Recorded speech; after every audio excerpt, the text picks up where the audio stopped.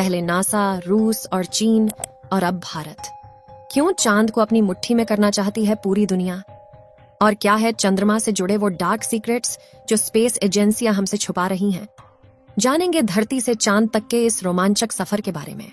दोस्तों, भारत के चंद्रयान 3 ने का विक्रम लैंडर चांद की सतह पर सॉफ्ट लैंडिंग करेगा। वहीं रूस का लूना 25 भी चांद की तरफ रवाना हो गया है, जबकि साल 2024 में नासा भी अपने आर्टेमिस प्रोग्राम के तहत एक बार फिर वैज्ञानिकों को यानी एस्ट्रोनॉट्स को चांद पर भेजने वाला है। और चीन भी जल्द ही एक और मून मिशन करने वाला है। लेकिन अब सवाल आता है कि इन सभी देशों को चांद पर ऐसा क्या दिख गया जो चारों ओर चांद पर पहले पहुंचने की होड़ मची हुई है? और चांद से जुड़े ऐसे कौन से रहस्य हैं जिनसे से पर्दा उठाते ही हमारा चांद को देखने का नजरिया ही बदल जाएगा? जानेंगे पृथ्वी से चांद तक के इस रोमांचक सफर की कुछ खास बातें। तो जल्दी से अपनी कुर्सी की पेटी बांध लीजिए और पूरा वीडियो जरूर देखिए। दोस्तों, चांद हमारी पृथ्वी से 3,84,400 किलोमीटर दूर है और अगर हम सीधा रास्ता पकड़ते हैं तो इसी के आसपास डिस्टेंस में ही हम चांद की सतह पर पहुंच जाएंगे। जबकि भारत के चंद्रयान 3 के रास्ते से हमें चांद पर पहुंचने में 42 दिन लगेंगे, क्योंकि चंद्रयान 3 ने चंद्रमा की तरफ जाने का अंडाकार रास्ता चुना है, जिसमें वो पहले पृथ्वी के चक्कर लगाकर चांद की ओर एक लंबे रूट से बढ़ेगा और फिर चांद के चक्कर लगाकर लैंडिंग करेगा। हालांकि यह रास्ता काफी किफायती तो है, लेकिन इसमें हमें एस्ट्रोनॉट के लिए बहुत खाना, ऑक्सीजन और पानी की जरूरत पड़ेगी, जिसे स्टोर करने के लिए बड़ा स्पेसक्राफ्ट चाहिए होगा। और इस रास्ते से जाने पर 30 लाख किलोमीटर की दूरी तय करके हम काफी थक भी जाएंगे। इसलिए चलिए हम अमेरिका और रूस वाले सीधे रास्ते से ही चांद की तरफ चलते हैं और इस रास्ते से हमें चांद पर पहुंचने में 4 से 5 दिन लगेंगे। जब स्पेसक्राफ्ट का लैंडर आपको चांद पर उतारेगा तो बाहर आने के लिए आपको सबसे पहले अपना स्पेस सूट पहनना होगा, क्योंकि चांद पर काफी पतला वातावरण है और इसमें ऑक्सीजन मौजूद नहीं है। इसी वजह से सांस लेने के लिए आपको स्पेस सूट के पीछे लगे ऑक्सीजन सिलेंडर का सहारा लेना होगा। स्पेस सूट पहनने के बाद जब आप चांद की सतह पर कदम रखेंगे तो खुद को काफी हल्का महसूस करेंगे। दरअसल चंद्रमा का गुरुत्वाकर्षण पृथ्वी से 6 गुना कम है, इसलिए अगर पृथ्वी पर आपका वजन 60 किलोग्राम है तो चांद पर यह सिर्फ 10 किलोग्राम हो जाएगा।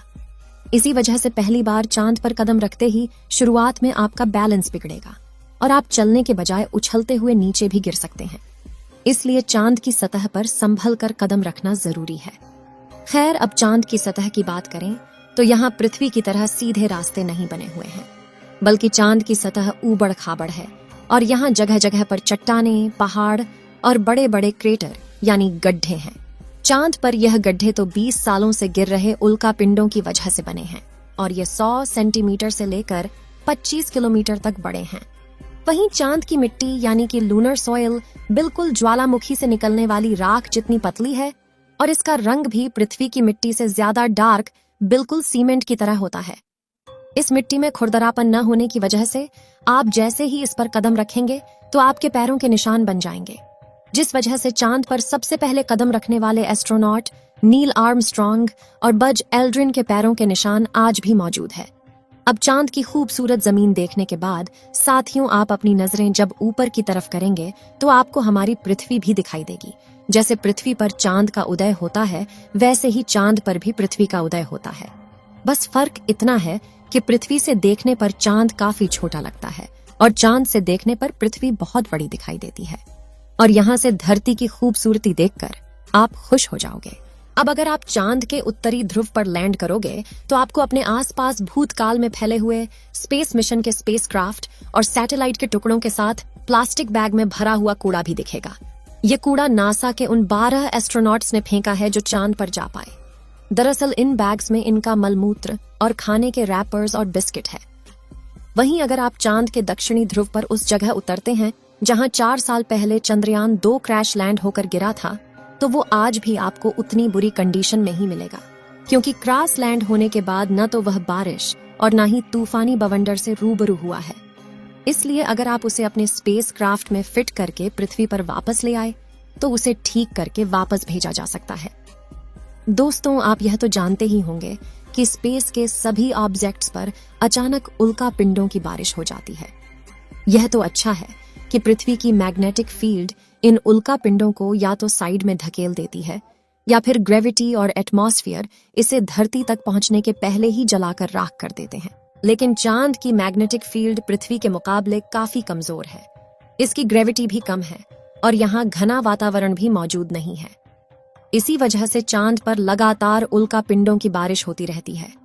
ऐसे में कोई भी उल्का पिंड गिरकर आपको पल भर में मौत के घाट उतार सकता है।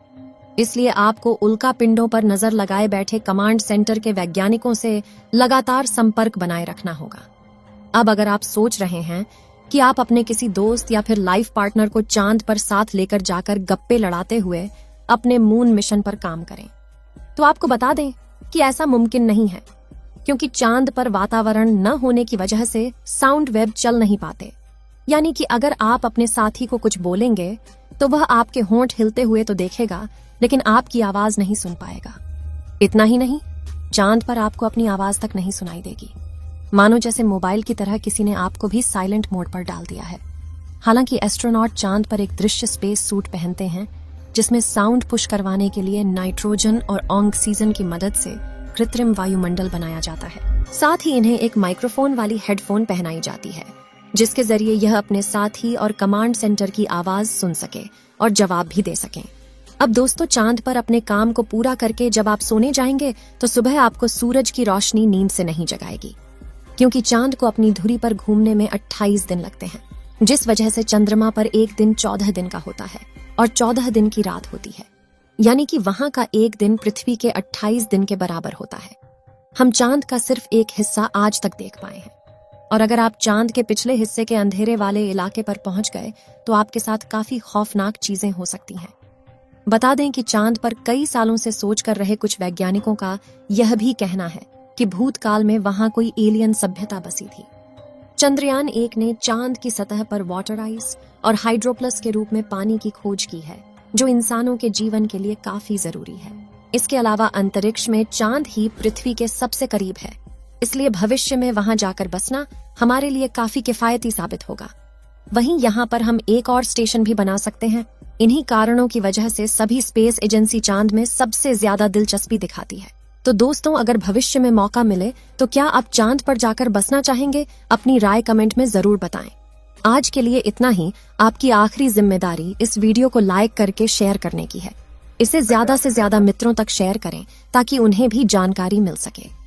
और भी ऐसी ही नॉलेजेबल वीडियो के लिए अपने भरोसेमंद चैनल को सब्सक्राइब जरूर करें और बेल आइकन को ऑल पर सिलेक्ट करना बिल्कुल ना भूलें। वीडियो को अंत तक देखने के लिए धन्यवाद।